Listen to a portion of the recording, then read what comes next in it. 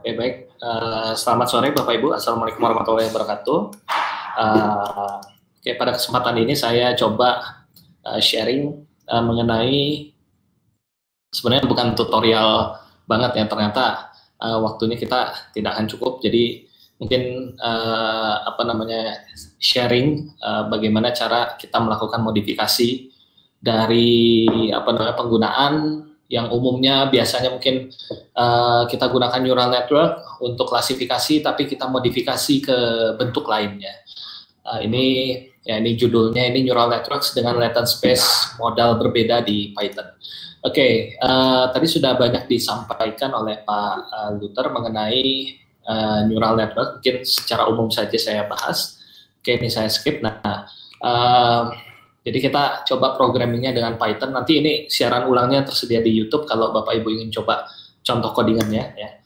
Nah, kita perlu data di sini. Pada kasus di sini saya akan coba ada 3 kasus yang akan dicoba, yaitu dengan modality text ya, penggabungan antara teks dengan fitur yang berbeda. Itu yang pertama. Yang kedua adalah penggabungan speech ya, fitur dari speech dengan modality yang berbeda. Maksudnya jenis fiturnya misalkan representasi dari speech ini adalah low level, kita gabungkan dengan high level speech fitur.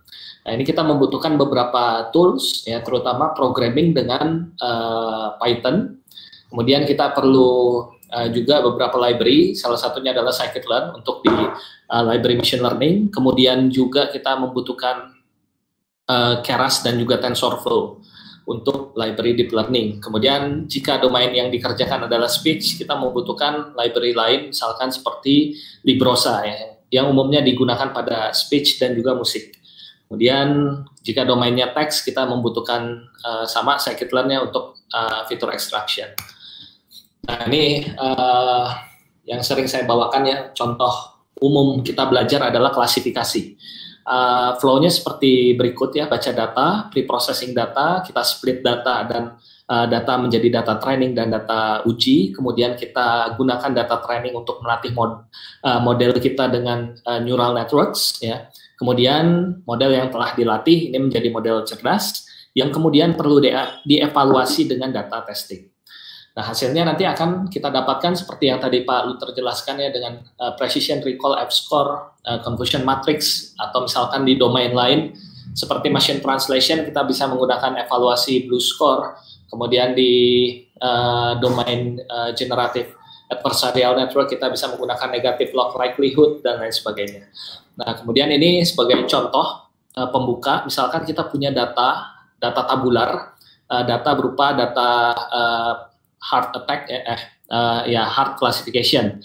Nah, kalau kita lihat di sini ada 14 parameter dimulai dari usia sampai dengan tol. Nah, ini ada 14 parameter yang dapat menentukan target. Ya, targetnya ada 1 atau 0. 1 jika ada indikasi penyakit jantung, 0 jika tidak ada indikasi. Nah, kemudian ini langkah yang pertama. Setelah kita baca datanya, kita coba visualisasikan fiturnya. Ini kita dapat lakukan visualisasi dengan Python ya, di mana kalau dengan Python kita bisa menggunakan library Pandas di sini. Pandas ini akan digunakan untuk memvisualisasikan fitur. Ya, fiturnya di sini ada fitur Nah, seperti ini 2 dimensi ya, kita visualisasikan petal width dan petal length. Nah, di mana kalau kita lihat di sini sudah dapat dipisahkan secara linear atau linearly separable. Nah, namun kasus lainnya adalah datanya tidak dapat dipisahkan secara linear. Kita dapat menggunakan neural network untuk solving problem tersebut. Nah, kemudian data yang sudah kita baca, kita visualisasikan. Nanti saya jelaskan ada beberapa teknik fitur analisis lainnya ya yang pernah saya lakukan, diantaranya dengan teknik autoencoder. Kemudian kita lakukan pre-processing data. Ini sudah saya banyak bahas pada sesi Aptikom Bisa AI sebelumnya, di mana kita menghadirkan Bapak Prihandoko membahas mengenai pre-processing data. Silakan Bapak Ibu cek di youtube.com/bisaai untuk tutorial lebih lengkap mengenai pre-processing data. Jadi saya skip gitu ya. Berikutnya adalah kita bagi data menjadi data latih dan uji. Kemudian kita bisa menggunakan library scikit-learn di sini. Scikit-learn-nya kita gunakan, kemudian kita panggil fungsi train test bed. Ini semua kita jalankan di Python. Jadi Python kita sudah banyak apa namanya, bisa berbagai macam library kita ambil ya di sini. Kemudian kita panggil fungsinya trend test split, kemudian kita dapatkan data trennya di mana ini sudah diacak ya datanya. Nah, data latih akan kita manfaatkan untuk membentuk model yang dapat menerima input berupa parameter dan menghasilkan output berupa kelas ya, kelas labelnya. Tadi kan 1 atau 0. 1 itu jika ada indikasi penyakit jantung, 0 jika tidak ada indikasi penyakit jantung. Nah, kemudian kita lakukan testing ya dengan data tersebut. Kemudian kita dengan model serbut, kemudian kita evaluasi dengan data testing. Nah, ini sekilas ya mengenai neural network. Tadi semuanya akan bentar. Nah, di sini akan masuk parameter-parameternya seperti contohnya. Ini suara saya jelas ya, terdengar ya? Oke, saya lanjutkan kembali. Nah, kemudian parameter berupa apa namanya tadi data penyakit jantung akan masuk ke dalam input layer yang ada di neural network. Kemudian akan dilakukan komputasi di dalam hidden layer dan hasilnya akan kita keluarkan dalam bentuk output di output layer. Nah, di mana itu akan melalui beberapa proses ya, diantaranya kita berikan fungsi aktivasi yang sesuai dengan karakteristik dari apa yang kita kelola. Misalkan kalau kita ingin mengeluarkan output di antara 0 sampai 1 range-nya, kita dapat menggunakan fungsi aktivasi sigmoid. Jika kita ingin mengeluarkan output jika lebih besar daripada 0, maka pertahankan nilainya, dan jika di bawah 0 kita jadikan 0, maka kita gunakan fungsi ReLU atau Rectified Linear Unit. Nah, kemudian akan dihitung ya, proses hitungnya adalah seperti ini. Untuk mendapatkan nilai hidden layer, maka yang kita lakukan adalah kita mengkalikan nilai masing-masing parameter ini dengan bobot ya, garis di sini ya bobotnya, kemudian dijumlahkan dengan input lainnya dikali dengan bobot sampai dengan input terakhir dikali dengan bobot. Nah, di sini hasilnya adalah hidden layer. Nah, namun di sini hasilnya akan sangat besar ataupun sangat kecil, sehingga perlu kita aktivasi keluar dari sini, sehingga range nilainya akan sama seperti itu. Nah, kemudian keluarlah di output layer, di mana hasilnya ini nanti akan kita dapatkan nilai Y prediksinya. Misalkan jika diberikan suatu usia, chest pain type, dan tall, ini akan menghasilkan prediksinya misalkan 1. Namun hasil ground truth kita ternyata 0, artinya di situ adalah error ya. Nah, errornya dapat kita hitung, yang paling mudahnya adalah dengan mean square error ya. Kita hitung perbedaan antara Y yang kita prediksi dengan network ini dan juga Y ground truth-nya atau label kita. Nah, setelah kita hitung mean square error-nya, kita akan turunkan terhadap masing-masing bobot yang ada di sini. Nah, kita turunkan ya untuk mendapatkan nilai delta-nya.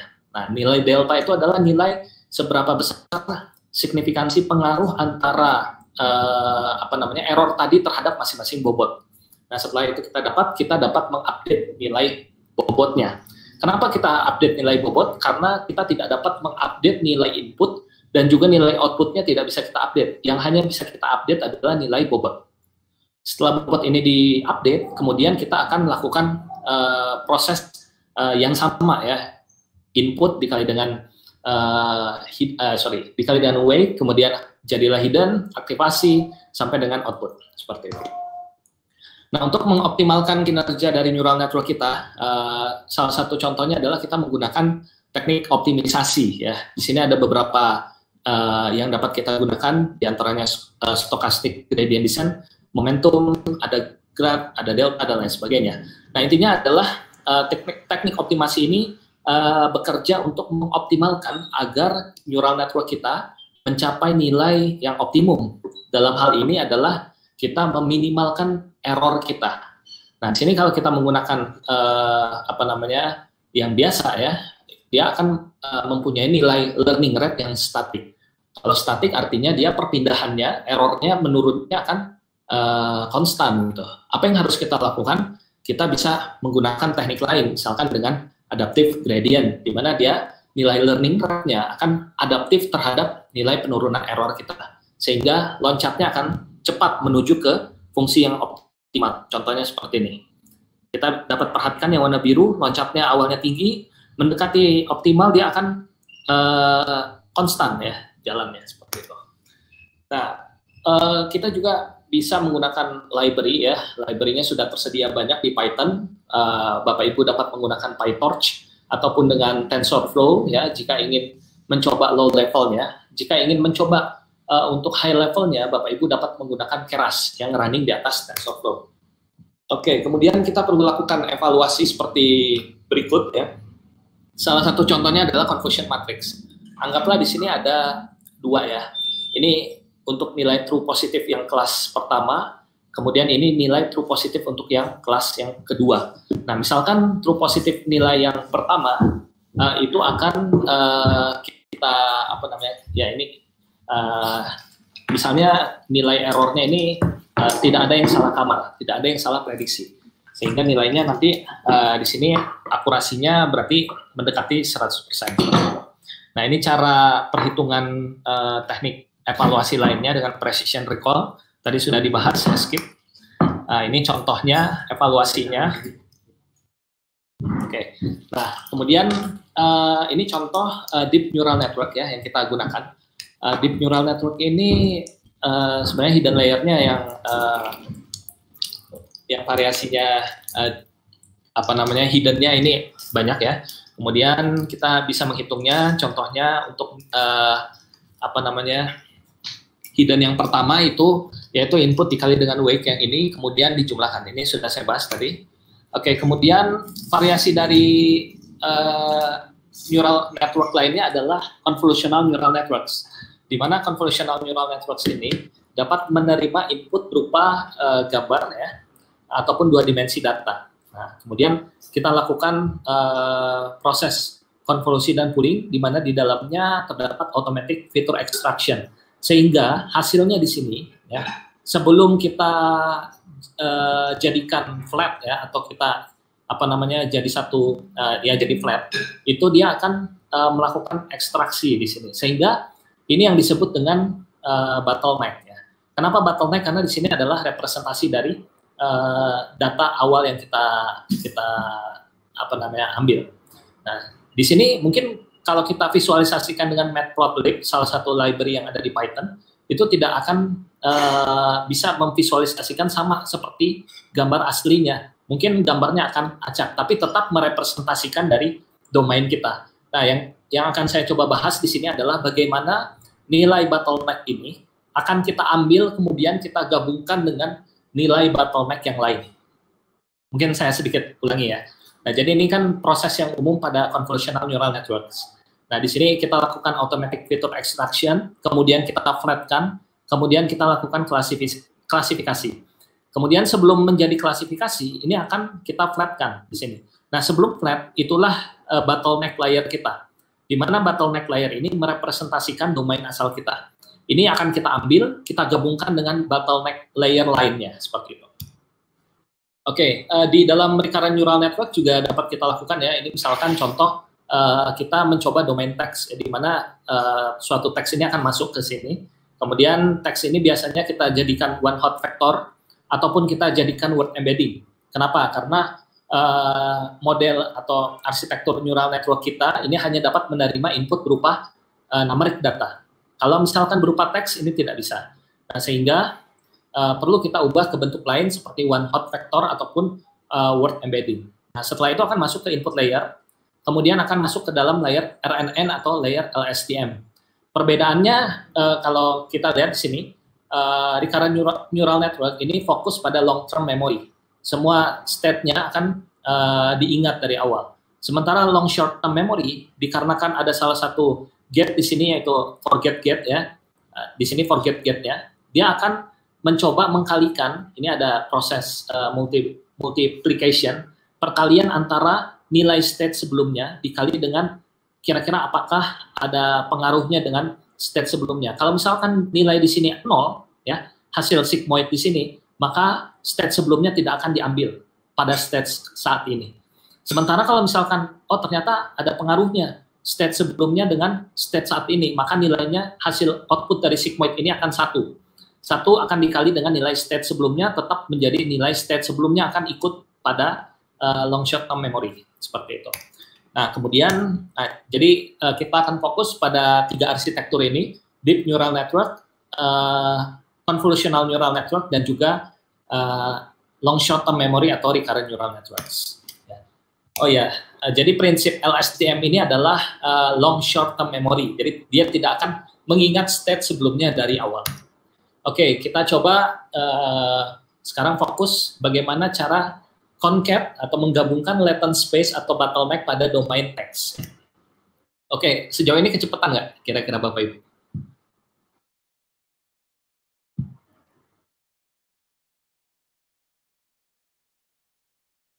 Oke, nunggu feedbacknya dulu mungkin. Apakah terlalu cepat?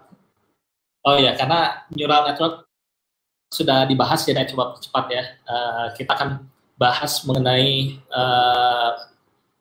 bottleneck layernya. Oke.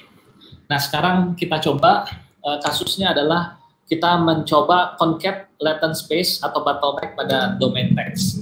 Nah, ini project yang pernah kita coba ya. Misalkan kita ambil suatu datanya ini mengenai talk show ya, dari salah satu talk show di TV ya, kemudian kita lakukan segmentasi ya, ini kan audio ya bentuknya, kemudian per satu kalimat itu misalnya ada jedanya, nah itu akan kita potong dengan Python. Kemudian ada 2 orang anotator yang coba memberikan label emosi ya, label emosinya ini berdasarkan valence arousal ya, ada sad, happy, relax, contentment, anger, dan lain sebagainya. Nah, kemudian kita ukur nilai persetujuan antara kedua anotator memberikan anotasi ini dengan kappa score. Kemudian nanti akan dipisahkan ya, setelah kita segmentasi ya, misalkan per 5 detik atau per 3 detik. Nah, misalnya saya sekarang sedang berbicara ini 10 detik misalnya, nanti akan dipotong per 3 detik atau 5 detik. Nah, kemudian saya pisahkan antara audio dan teksnya. Nah, yang pertama kita coba untuk menggabungkan domain teks terlebih dahulu ya. Nah, ini kalau kita lihat, kita bisa membaginya menjadi fitur audio dan juga fitur teks. Kemudian untuk teks ini akan kita ubah ke dalam bentuk word embedding. Pembahasan word embedding mungkin nanti di sesi berikutnya ya. Kita menggunakan Word2Vec dari Mikolov 2013. Nah, nanti teks ini akan kita ubah menjadi word embedding, kemudian kita ekstrak fiturnya sampai dengan menghasilkan bottleneck fitur. Kemudian ini akan masuk ke dalam layer LSTM. Nah, nanti selain menggunakan LSTM, kita juga akan menggunakan GRU ya, salah satu varian dari RNN ya. Mungkin Bapak Ibu bisa cek di tutorial kita sebelumnya, yaitu GRU. Kemudian nanti akan kita coba ekstrak ya teks, kemudian masuk ke dalam LSTM, kita ambil nilai bottleneck-nya. Kemudian percobaan yang kedua, teks akan kita jadikan word embedding, masuk ke dalam GRU, kemudian akan kita ambil bottleneck-nya. Nah, masing-masing bottleneck ini akan kita gabungkan di dalam deep neural network. Jadinya hasilnya seperti ini. Oke, mungkin sampai sini dulu, kira-kira Bapak Ibu jelas nggak? Oh, kalau praktek lama ya, nanti kita buat bootcamp-nya boleh. Kalau banyak orangnya yang berminat, kita akan buat bootcamp seperti itu. Oke, sampai sini dulu kira-kira Bapak Ibu cukup jelas. Jadi saya ulangi ya, kasusnya adalah kita coba ambil fitur teks ya dari potongan audio. Kemudian ada 2 kasus di sini. Kasus yang pertama, teksnya akan kita ubah menjadi word embedding, kemudian kita masukkan ke dalam LSTM, hasilnya adalah bottleneck fitur LSTM. Sampai sini jelas kira-kira? Nah, yang kedua, sama, dengan data yang sama, kita akan masukkan teks, kemudian kita masukkan ke dalam word embedding, jadilah numerik ya, kemudian kita masukkan ke dalam GRU, jadilah bottleneck dari GRU. Jadi ada 2 bottleneck fitur di sini. Bottleneck yang pertama adalah bottleneck LSTM, yang kedua adalah bottleneck GRU. Oke, jelas ya? Oke, baik, setelah itu masing-masing bottleneck akan kita satukan ke dalam deep neural network. Nah, di mana deep neural network kan tujuannya adalah melakukan klasifikasi. Nah, di sini yang dilakukan klasifikasi, outputnya adalah nilai valence arousalnya. Apakah kelasnya anger, sadness, kemudian happiness, dan lain sebagainya. Nah, nanti bottleneck ini, yang tadi dari LSTM, akan kita masukkan ke deep neural network ya, yang input yang ini. Kemudian bottleneck dari GRU akan kita masukkan seperti ini. Dan akan kita concat di sini. Kita concat, hasilnya nanti akan kita outputkan, oh ini kira-kira kelas labelnya apa. Yang tadi ya ada 5, anger, sadness, happiness, contentment, atau fear. Nah, kemudian kita perlu juga melakukan benchmarking ya, benchmarking dan juga ini propose modelnya seperti ini, penggabungan semua. Nah, ini datanya seperti ini ya. Ini ternyata salah, ini datanya bukan seperti ini. Ini data suara kalau ini. Saya salah simpan. Oke, nanti kita lihat codingannya. Oke, ini hasilnya tadi saya coba training kurang bagus ya. Tapi sebelumnya baik, nanti saya lihatkan di akhir hasil final yang pernah kita capai. Kemudian, nah ini cara ngodingnya seperti ini. Langkah pertama, tadi kita lakukan pemotongan audio. Kita potong audionya dengan library namanya PyDub yang ada di dalam Python. Kemudian kita coba ekstrak ya ke dalam teks dengan Python juga. Kemudian setelah itu kita coba ekstrak bukan diekstrak, tapi kita masukkan ke dalam word embedding, baru kita masukkan ke dalam GRU ataupun LSTM. Ya, nah ini seperti ini. Nah, ini kita masukkan ke dalam sebentar saya cek dulu. Nah ini dia. Nah, nanti akan saya masukkan ke dalam LSTM, ya. Kemudian ada 2 encoder, sini ada LSTM dan juga ada GRU. Kemudian kita coba concat antara LSTM dan GRU tersebut. Ini kita coba dengan Python library-nya Keras. Jadi arsitekturnya seperti yang tadi saya jelaskan, arsitekturnya seperti ini.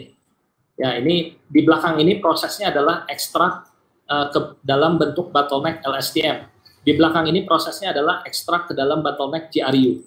Kemudian hasilnya kita coba concat di sini. Masuk encoder, dan kita coba lakukan deep neural network di sini. Hasilnya nanti dapat berupa prediksi kelas, tapi berdasarkan 2 bottleneck layer yang berbeda. Nah, ini yang kita gabungkan. Oke, mungkin itu yang pertama. Oke, yang kedua, nah ini sebenarnya sudah lama ya, kita coba tahun 2018. Papernya boleh dilihat ya, nanti saya bagikan, namanya Music Era Classification Using Hierarchical Level Fusion. Itu menggabungkan antara beberapa modalities yang berbeda. Kita gabungkan antara teks dengan musik, kemudian musik dengan musik, dan lain sebagainya. Ini saya coba ambil sampel yang hasilnya bagus ya. Nah, ini ada, tadi saya sempat mention di awal, saya menggunakan autoencoder untuk melakukan fitur analisis. Jadi, kalau kita lihat lagi arsitekturnya seperti ini. Sebentar ya, saya coba scroll ke belakang. Ya, seperti ini.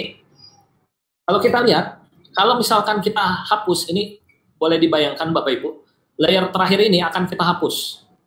Nah, bagaimana cara mengubah kembali menjadi angka 4? Yaitu kita memanfaatkan nilai latent space atau bottleneck layer kita di sini. Kemudian kita lakukan upsampling, jadilah angka 4 yang sudah ada blurnya pasti. Kenapa ada blurnya? Karena dia banyak noise-nya. Kenapa? Karena bukan diklasifikasi, tapi dikembalikan lagi ke dalam bentuk semula. Nah, ini dapat kita manfaatkan sebagai fitur analisis. Ya. Itu contohnya. Kemudian ini juga bisa dilakukan di deep neural network ataupun di LSTM. Oke, saya coba teruskan. Nah, ini saya coba di domain suara ya. Jadi di dalam suara itu ada yang saya pernah coba, itu ada 2 jenis level ya, 2 jenis fitur. Yang pertama adalah high level fitur. Fitur dengan level yang high ya. Contohnya adalah spektrogram dan chroma fitur. Kenapa high level? Karena bisa kita lihat visualisasinya. Kemudian di dalam suara juga ada fitur lainnya yang dikategorikan sebagai low level fitur. Contohnya adalah zero crossing rate, kemudian spectral centroid, kemudian ada MFCC. MFCC mungkin middle ya, tapi kita coba ini di bawah, dan lain-lain. Nah, sebagai contoh, misalkan saya ekstrak fitur spektrogram, ya, kemudian saya visualisasikan dalam bentuk seperti ini. Nah, setelah saya ekstrak, ini kan domain aslinya ya, spektrogram aslinya. Saya masukkan ke dalam convolutional neural network, tapi tidak akan saya lakukan klasifikasi, namun saya keluarkan kembali dalam bentuk spektrogram. Nah, kalau kita lihat di sini, ketika saya keluarkan kembali dalam bentuk spektrogram dengan autoencoder, namanya convolutional autoencoder, maka dia akan keluarnya seperti ini. Kalau kita lihat di sini, ya, polanya akan mirip. Yang hitamnya banyak di sini, sama, keluarnya juga hitam banyak sini. Di sini juga sama hitam. Nah, artinya apa? Artinya ini ketika kita masukkan original spektrogramnya, dapat kita keluarkan lagi berbentuk spektrogram, namun ada beberapa informasi yang lost, tetapi tetap dapat kita baca, seperti itu. Nah, kemudian kita ukur jaraknya antara output dari autoencodernya, kita ukur dengan original spektrogram kita, hasilnya berapa. Misalkan dengan distance ya, kita bisa menggunakan Manhattan ya, atau Euclidean distance. Nah, ini contoh bottleneck-nya, ini saya ambil dari papernya Mukaihara kalau nggak salah, dan juga Lei Mintian. Jadi bottleneck fitur itu pertama kali dipropos oleh Lei Mintian 2017 kalau nggak salah ya. Nah, itu bukan bottleneck-nya, tapi hierarchical fusion-nya. Nah, namun yang dicoba adalah pada domain suara. Nah, kita coba pada domain lain, yaitu domain musik. Nah, misalkan inputnya berupa tadi spektrogram, kemudian akan masuk ke dalam automatic fitur extraction di sini, kemudian dia akan menghasilkan bottleneck. Inilah representasi dari modal kita yang awal. Nah, di sini bebas, mau kita masukkan ke dalam SVM, mau kita masukkan ke dalam deep neural network, atau kita balikan lagi ke dalam bentuk domain asli kita, itu juga bisa ya dengan autoencoder. Nah, jadi inilah bottleneck layer. Nah, kemudian kita gunakan pada kasus realnya seperti ini. Ada spektrogram masuk, ya. Kemudian, ini bottleneck spektrogram, ini lupa ditulis ya. Ini bottleneck spektrogram, di mana di depannya ada proses konvolusi dan pooling. Ya, setelah itu jadilah bottleneck spektrogram akan kita masukkan ke dalam deep neural network. Dan di belakang ini ada proses bottleneck chroma fitur, akan kita masukkan ke dalam deep neural network. Nah, di sini ada 3 jenis fusion atau penggabungan. Yang pertama adalah fitur level fusion. Yang kedua adalah decision level fusion. Ini fiturnya, fitur level fusion, ya yang ini. Yang ini decision level fusion, dan yang ketiga adalah hierarchical level fusion. Ketiganya. Nah, di sini saya coba hierarchical level fusion. Nah, kemudian saya coba buat perbandingan antara single modal saja, misalkan dengan spektrogram saja, dengan chroma fitur saja. Nah, kemudian kita coba gabungkan antara spektrogram dan chroma fitur. Ya, hasilnya saya coba lihatkan hasilnya saja ya. Sebentar. Nah, ini hasilnya ya. Ini saya menggunakan dataset benchmark ya dengan data musik itu salah satunya adalah Million Song Dataset. Bapak Ibu dapat lihat di dalam websitenya Million Song Dataset, boleh di searching. Nah, nanti kita coba dengan single fitur saja dengan CNN biasa. Hasilnya saya mendapatkan sekian, 67% ya. Perkiraan di angka 60-an persen. Kemudian saya coba dengan model fusion, menggabungkan antara spektrogram dengan chroma fitur. Ternyata hasilnya dapat meningkat ya, meningkat sekitar 10%. Ya, ini termasuk kontribusi karena bisa meningkat hasilnya dibandingkan dengan single modalities seperti itu. Nah, kemudian saya coba dengan dataset sendiri ya, dengan Indonesian Music Dataset. Datasetnya sudah tersedia di website Bisa AI, silahkan diunduh di bisa.ai/dataset ya. Saya coba dengan Indonesian Music Dataset, ada 1000 spektrogram di sana dengan variasi tahun dan genre yang berbeda-beda. Ternyata sama, setelah saya coba hasilnya meningkat 10% juga, baik itu dengan Million Song Dataset ataupun dengan Indonesian Music Dataset. Sama-sama meningkat 10%. Nah, kemudian ini saya rangkum ya menjadi hasilnya seperti ini. Di mana hierarchical fusion kita menggabungkan antara domain yang berbeda dapat meningkat akurasinya seperti itu.